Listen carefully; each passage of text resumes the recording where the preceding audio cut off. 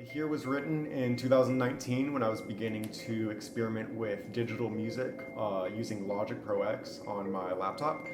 And I was interested in the combination of electronic music with acoustic performers. The word Nhiyr roughly translates to illumination in Hebrew. This is supposed to create an atmosphere that you might find in a forest in the early morning as the sun rays start to bleed through the tree branches. When you have two instruments playing at the exact same time vertically, you don't necessarily hear two different instruments. You might hear it as one instrument, but with a completely different sound. The nature of the marimba and the vibraphone being that the marimba has this decay and it can't sustain the way that vibraphones can.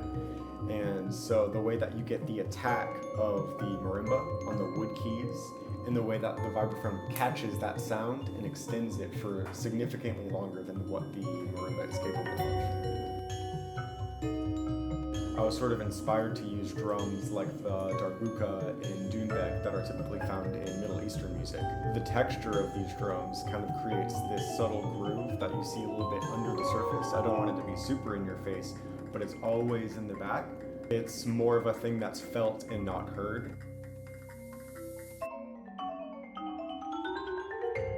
I also really like bass.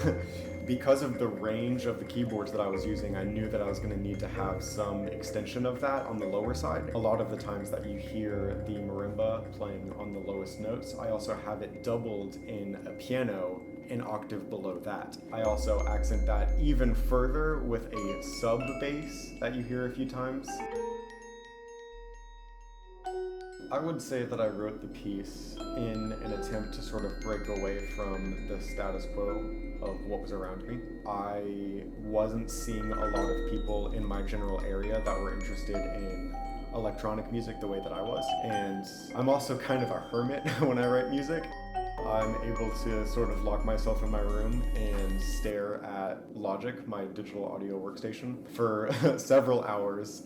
And the process is really gratifying for me because I kind of get immediate feedback with sound. And I don't want to be one of those composers that has a very tight grip on the way that their music is performed. And I think that this is a balance because I'm able to completely control the sound of the backing track, but then the performers are the ones that are actually bringing this to life.